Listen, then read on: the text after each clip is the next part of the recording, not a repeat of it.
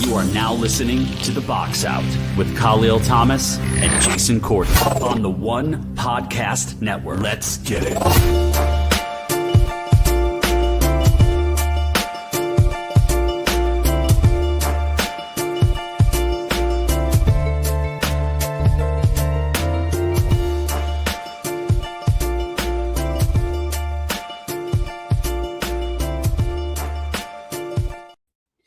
From NJ to BK in the world is The Box Out in the One Podcast Network. My name is Kahlil Thomas. Joining me in a few minutes will be Jason Corden from Brooklyn, New York. Thanks so much for watching, whether it's live right now on Thursday or if it's on our replay here on the One Podcast YouTube channel. Thank you so much for giving us your time, your attention. Our opening tip tonight, the clock is ticking. We talked about WNBA and their current expired CBA and how everyone's kind of waiting, and everyone kind of understands, like, the clock is moving on this. And we up to this point never got a drop dead date on when there needs to be an agreement by. Well, we finally got one. According to sources, the WNBA told teams and the Players Association of the WNBA that a new CBA must be agreed to by March 10th. All right, now, the live people, hi. Today is February 26th, so we're talking 12 days, less than 2 weeks. March 10th, according to sources, is the drop-dead date for the league and the players to come to an agreement. Now, even when they come to an agreement, when you talk about CBAs, it has to be ratified by the players. And obviously, I think the ratification is over 50% or 60%. I'm not really sure how it is in the WNBA. So no matter what, it's going to take weeks for this to go through because you got to get all the players together, whether it be probably teleconference or Zoom, whatever. They have to vote on it and be ratified. So even with an agreement, it still needs to be agreed to by the Players Association and the players. So we're just talking about an agreement by March 10th. We're not talking about the players actually liking the agreement and saying, great job, guys. They have 12 days to come to an agreement. Will they come to an agreement? That is the question, because right now, everything kind of still seems to be in limbo. There have been some concessions on both sides when it comes to the housing. The revenue sharing is still kind of far apart. I think that's kind of the big issue if my phone goes off right now. That's kind of the big problem right now. I think the revenue sharing is the problem at this very moment.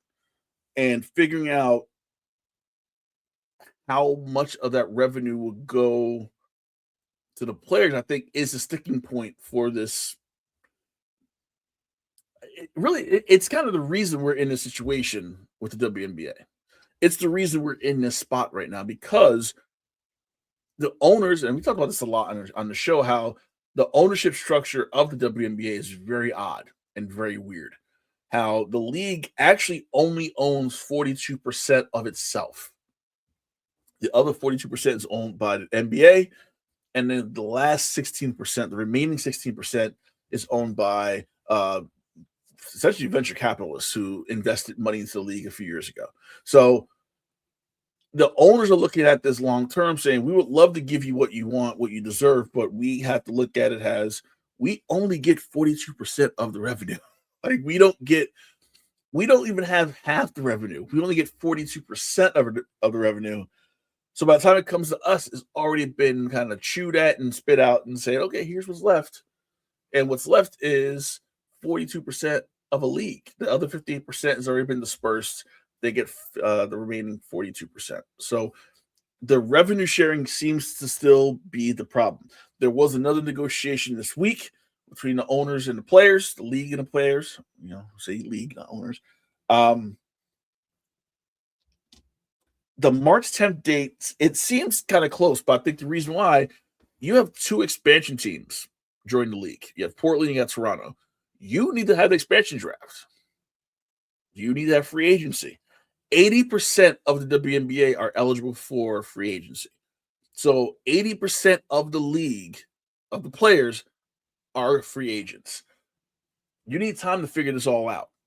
And then you have training camp starts. You have the WNBA draft, which goes right into training camp. So there's this really small time crunch where even if you have an agreement, I'm not sure if you can even do anything until the agreement's ratified by the union. So I'm not sure if the March 10th date that the owners gave the players is saying we'll agree on March 10th and then we'll start everything going, because God forbid the CBA does not get ratified and the players are like, screw that, we don't like it, let's move on, let's try again. But it's so condensed now. But once again, and the players had a very valid point. They gave a counter proposal to the league back in December, I think. And it took the league 7 weeks to respond with their own counter proposal to their counter proposal. So the player said, here's what we have based on your proposal, here's our counter.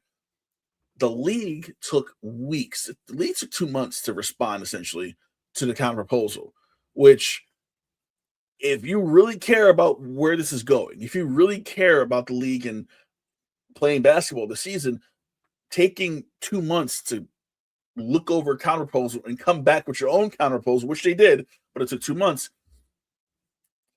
It's hard for me to really see that you give a shit if you took 2 months to come back with something, because you sat on it for 2 months, and obviously you had the holidays. Okay, I get that. You had the beginning of Unrivaled, which has nothing to do with the WNBA, so I think that still you could have did something. You waited a little bit longer, and then this month in February, you put out your proposal to the players' proposal. Why did it take you 2 months to release that? Why did it take you 2 months to say, oh, we got your proposal, here's what we think? I feel like if you really cared, if the league really cared about having a season, you get that counter proposal and go, okay, this is what we're going to do. This is what we're going to, okay, boom. Okay, 2 weeks later, okay, here's what we want. That to me makes the most sense, instead of sitting on it and waiting and waiting and waiting. And now we're in a situation where you have 12 days to come to an agreement, which I don't think is going to happen. As I bring in Jason Courtney. Jay, what's up, man? Oh, you hear me? Nope. Not much, man. Let's have a little technical difficulties, but there we go. I hear you. You hear me? I hear you. Yeah. Hear me? All right. Cool. There we go. I don't think they're going to reach a deal. I think we said this from the beginning. We don't think there's going to be a WNBA at all this year. Yeah, I feel like the March 10th day. You can hear me? Yeah, I can hear you. Yeah, you can hear me? Okay. Yeah, you're good. Okay, good. All right, cool. I feel like the March 10th date is too soon, but I also feel like the owners screwed themselves by taking so long to respond to what the players offered back in December. It was a 2-month process between them getting the counter and then responding to the counter. So I feel like the owners kind of put this situation into a real bad situation because you waited so damn long.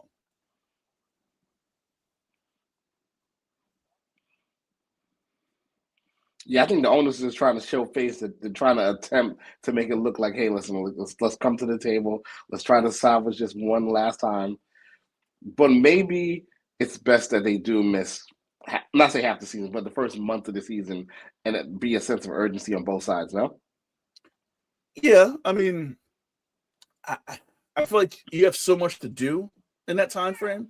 You got the expansion draft, you got the WNBA draft, you got training camp. I feel like there's so many moving parts where I think missing any time. I completely forgot about the expansion draft. Yeah, you have Portland and Toronto. You got 2 brand new teams. And I mentioned this before, free agency, you have 80% of the league who are free agents. That's insane. So to have this condensed time to do all this, you can't have it. It's not feasible. And I think the owners kind of put the players in a situation where the players will look really bad if they don't come to an agreement. I think the owners would look like the heroes if the season's canceled or the games are missed. What do you think? Oh, they definitely look like the heroes, but they would look better if they could come up to an agreement where if they do lose part of the season, put it on the back end, extend the finals into like October when no one's really watching the NBA anyway in October. That might be a solution to it, but I think, like you said, it's got to be more of a sense of urgency because, like you said, I completely forgot about the draft or free agency. So like there has to be some kind of movement here, or you lose all momentum. Especially come around we're talking about March. It'll be tournament time soon. You know, the NCAA is going to take full center stage between March and early April. So that's going to put more pressure on them because there'll be no draft to showcase. So I think both sides will fold, and it comes to some sense, not to like May though, not April, May.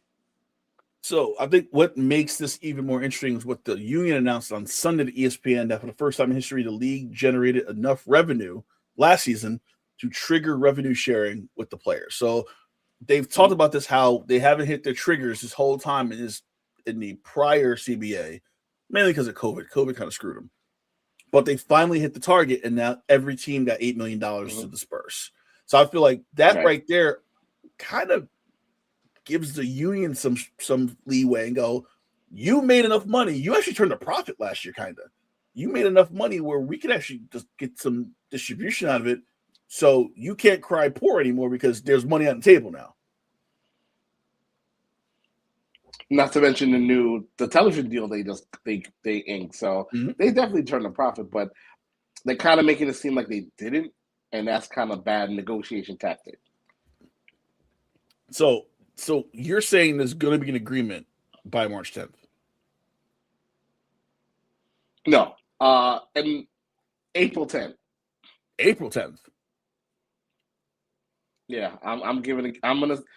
they're gonna push it back, but I think April 10th. They're gonna be like, all right, tournament time's over. We got to really, figure something out, or else we lose all momentum in women's basketball. I really hope that's not the case.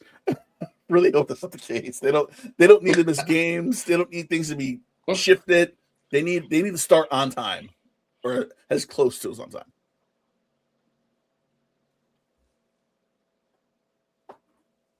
We'll see, because they're already talking about Liberty home open, and I'm like, we don't know who's going to be in the team right now.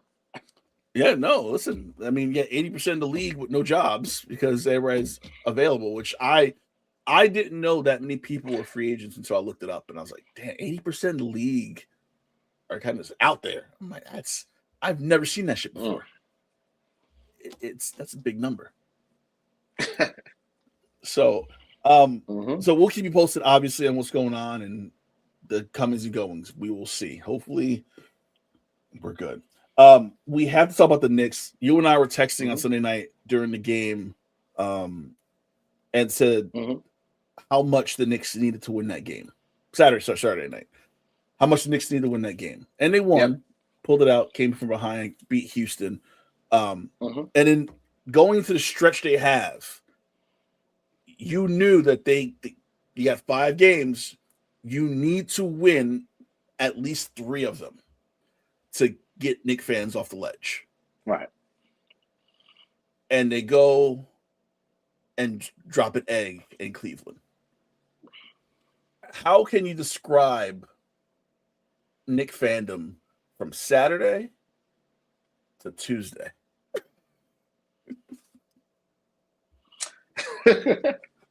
Saturday was it was at a good decimal point. I'm not too sour about Tuesday because I think Tuesday was a lesson. They need to learn that lesson because they came back in part of Cat's performance on Saturday. They kind of pulled out the Bulls' victory in part of Cat's performance where he was actually getting touches. The fact that Cat only got 5 touches on Tuesday, that will not get it done in the playoffs. So I think that's a lesson they needed to learn at that moment. I thought going into Cleveland would be a difficult game, especially since the Knicks beat Cleveland twice already for the season. So I give Cleveland that one game. And on top of that, Harden got hurt, so that was extra bonus.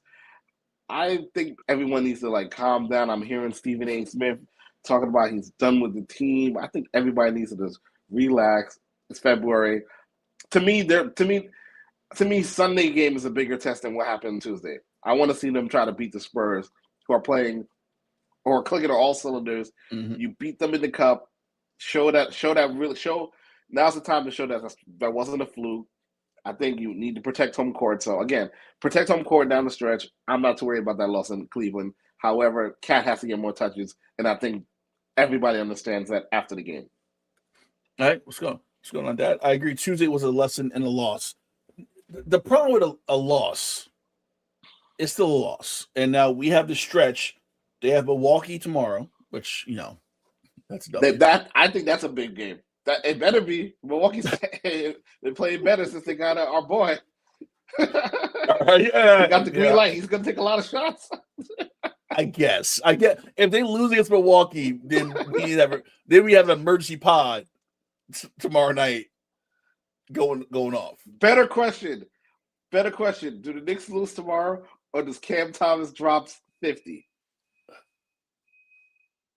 I'm kind of inclined he's going to drop 50. I'm kind of inclined. 50. I think he'll drop 50.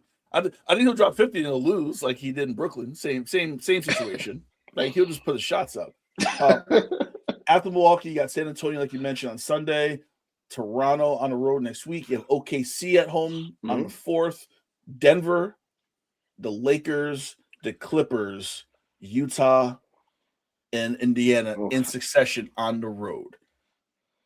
So we're talking about a murderer's row through the middle of March, including a home game coming back and getting Golden State at home. We're talking, I'm going to count Golden State in this. 1, 2, 3, 4, 5, 6, 7, 8, 9, 10 games. So we have the next 10 games.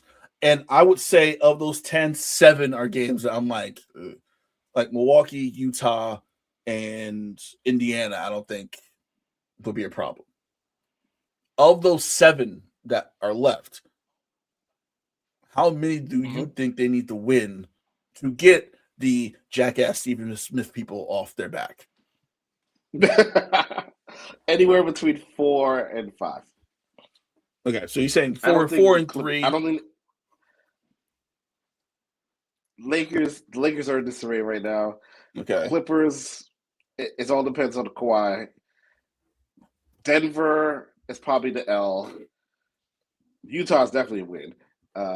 Golden State, I don't think Golden State's not what Golden State was at the beginning of the season when they played. So I'm going with 7 and 3 on that stretch.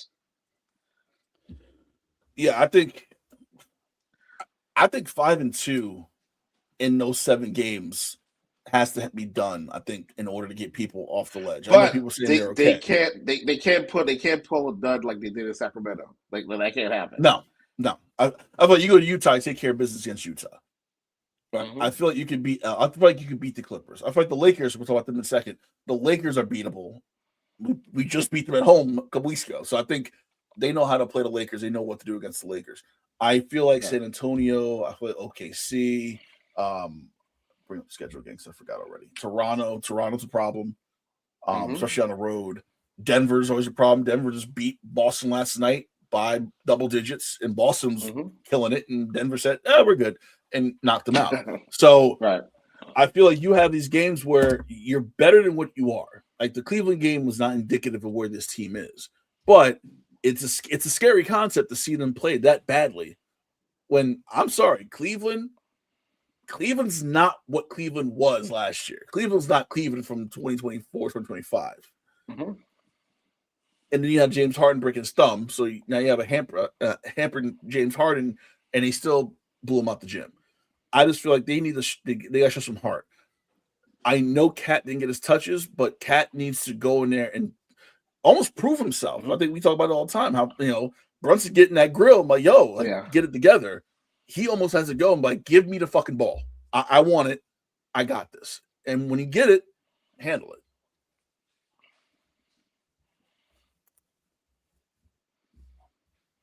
I will say this one thing about the Knicks, and I'm hearing a lot of debate and chatter about Tibbs and Mike Brown and the coaching styles.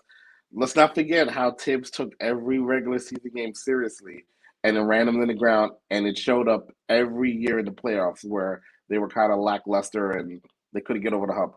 I think taking some of these games, like the Cleveland game, the Detroit game, not taking it too seriously, preserve the legs for April, May, and June run.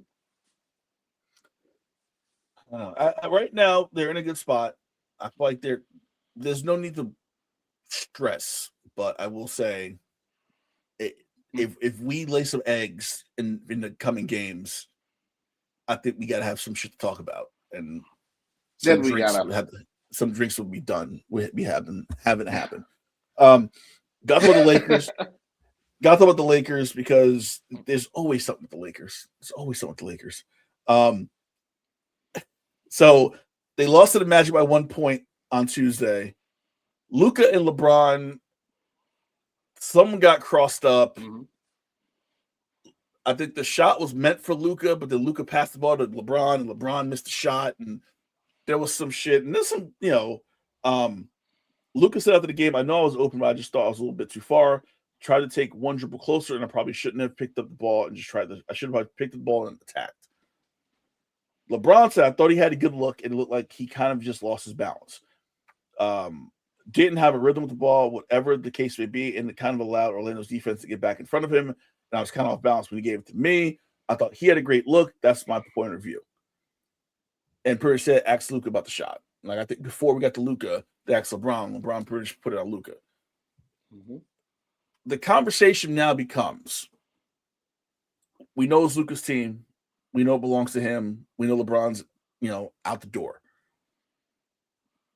How bad could this get down the stretch of the season? Because we're seeing it now. Now we're seeing, like, okay, maybe they don't play well together. How bad could this get?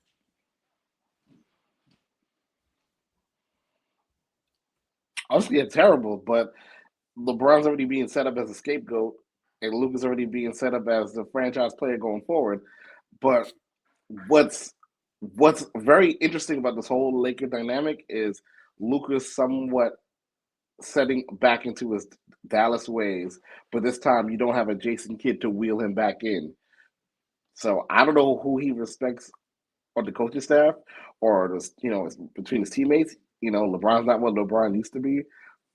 And again, it seems like they're really turning LeBron into A-Rod over there, where like they just want him to be gone.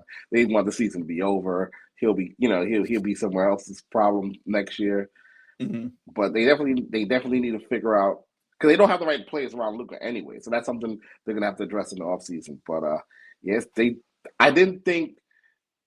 thought it would have worked, but it's clearly not working between the two of them.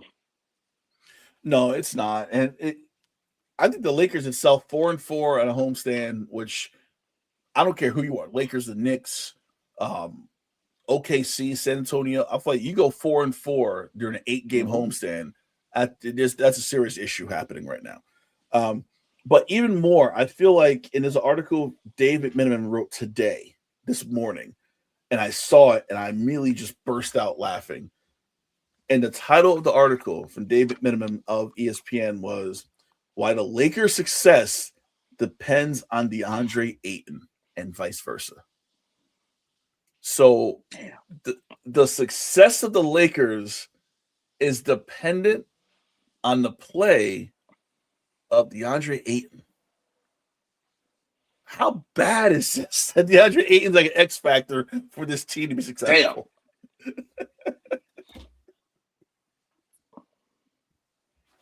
I mean, it makes sense. If he doesn't get offensive rebounds and he doesn't crash the boards, between Luka's air balls and LeBron's,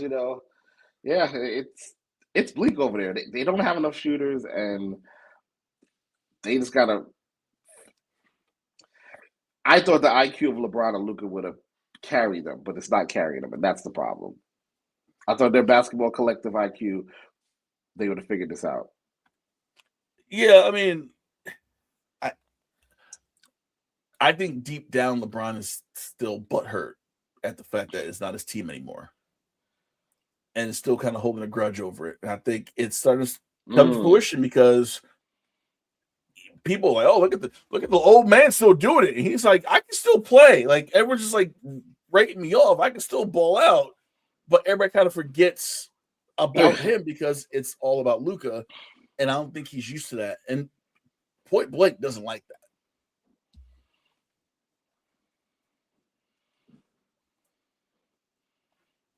What happens first? We get a WNBA game or LeBron in Cleveland one more time? I mean, WNBA game, obviously. I think he's done.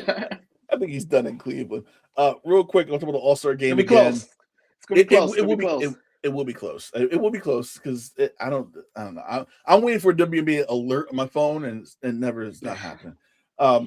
So real quick, going back to All-Star game last week, we talked about how Suns owner mentioned his 2 cents about tanking. Now, Mat Ishbia is talking about the All-Star game. He has offered to pay $1 million prize to the winners of the slam dunk contest and 3-point contest, with another $1 million going to charity in each event. Now, apparently, the NBA said you can't do that because there's some type of it will not conform with existing bonus structures. So, question: will money help change the All-Star game?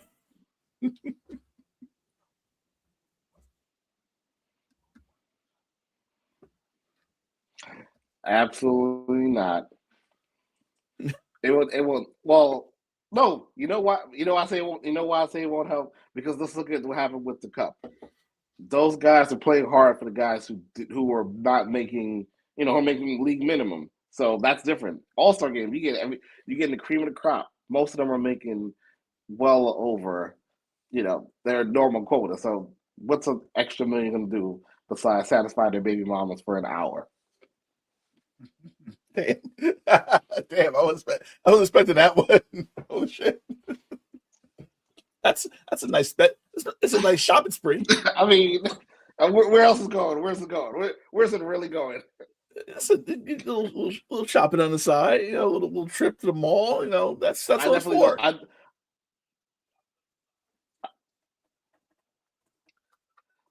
The only way to change this thing is it's got to be something meaning. It's got to be.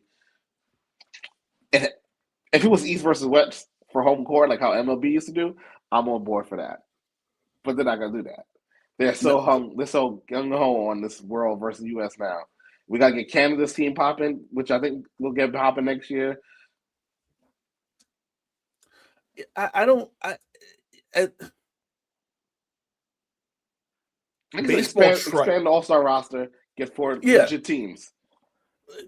Baseball tried that and it wasn't good. It takes away from the regular season because you play hard in regular season to get the home field. I feel like having home field advantage decided in an exhibition game, it was a good idea in theory from baseball, but I think it didn't seem fair. I think the same thing here. I feel like it's just not a fair concept to put it all on a glorified pickup game that someone from the Wizards who will never make the playoffs could determine who gets home court in like the NBA finals. I feel there's something weird about that. Something wrong about that.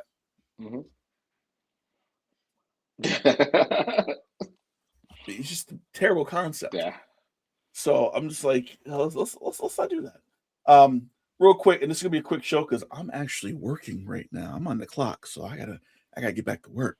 I get caught.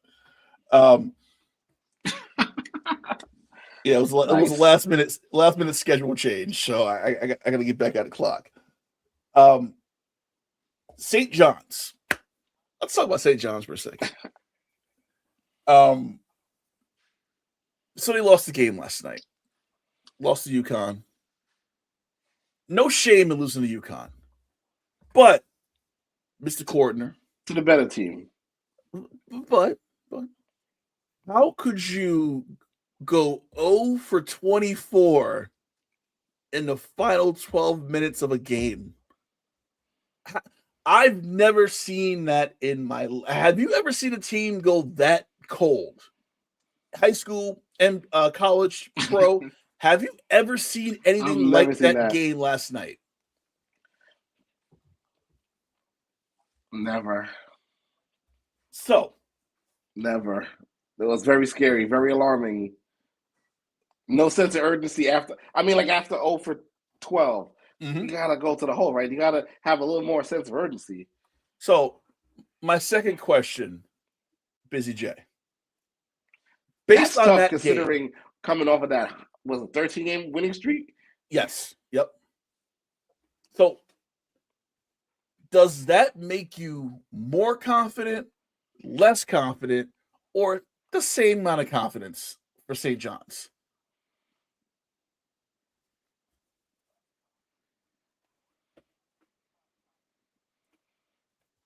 I'm gonna say same amount of confidence because that was an anomaly that should never happen again, and it took all of that for them to lose.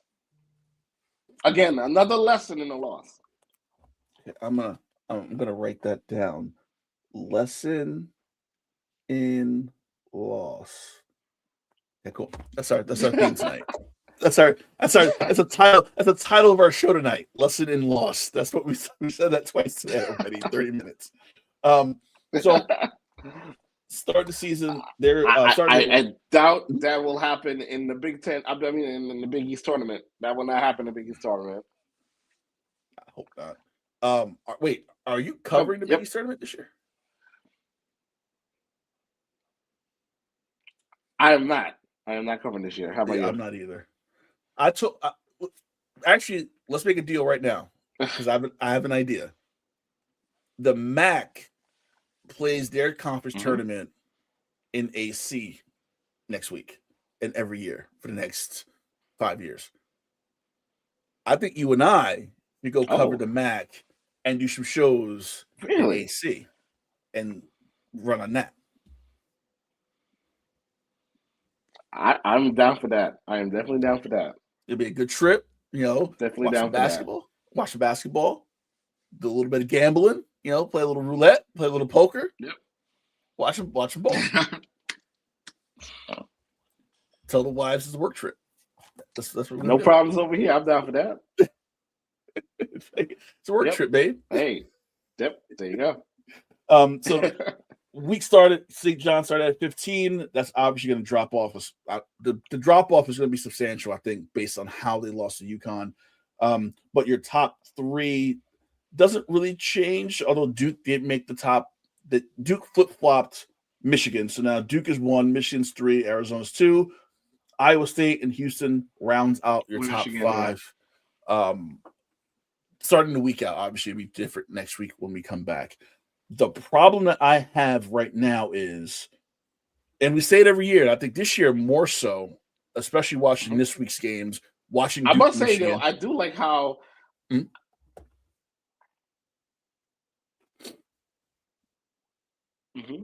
Go ahead. That was a good game. I enjoyed watching that game. And I was gonna say, what I like what they're doing now is it seems like the teams are actually playing each other outside of conference, so you kind of get a feel before the tournament starts.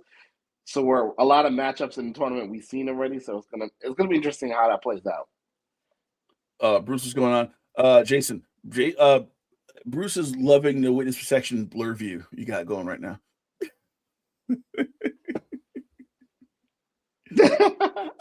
Listen, that's that New York City internet. I'm telling you right now. Con Ed out there on the polls tweaking with something. That's what happens. He live out there. I know that.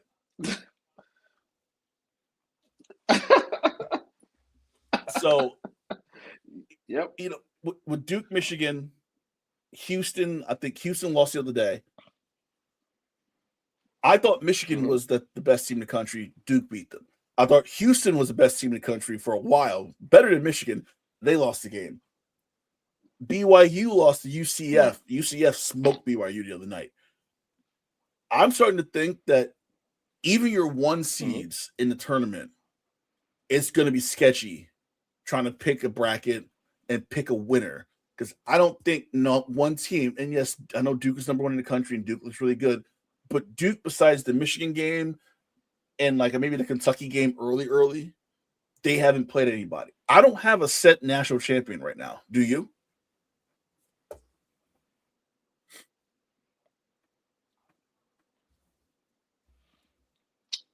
I do not, and I think all the number 1 seeds will be in trouble by the Sweet 16, or maybe before that.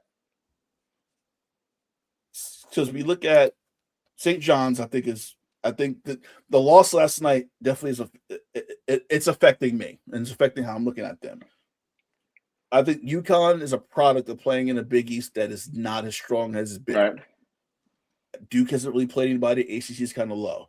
I think at the SEC, you got Vanderbilt, you got Alabama, you got Tennessee, which still has 7 losses. The Big Ten, you got Illinois, who I saw live, did not look good when they played in Jersey. Nebraska, I don't know if they're good. As much as I watch Nebraska, yeah, they can beat up on Rutgers, but can they get to the tournament and beat, St. Mary's in the first round in like a, in like a 6-11 matchup? I just feel like this season more than the last, and we say this every year, I feel like. Up and down. It'll be up and down. Yeah. I feel like this year we don't have one team that's like, oh shit, this is really, really good. It's straightforward. UConn was that a couple years ago. We don't have it now. Mm-hmm. No, which is going to make for a very interesting tournament. Yeah, I'm curious to see how this goes. So this is a condensed show. As I said, I have to get back to work because I don't want to get fired. So Bruce will be out of the country. Actually, he's going to Haiti. Bruce is going to Haiti next week, so there'll be no arm training next week. So safe travels, Bruce. I know you're watching. We'll be back next Thursday, travels, 8 p.m. next Thursday. We'll be back. Live free and laugh hard. Rise and Fall Redneck Comedy is out now. Not doing as great as the Amy Schumer Chelsea Handler episode, which is odd, but I guess everybody hates Larry the Cable Guy as well. So I'm assuming that plays a role in this too. So check us out. We will be back next Thursday here on the One Podcast Network. For Jason, I'm Kahlil. Thank you for watching a 37-minute episode of The Box Out. Never happened ever again. Peace.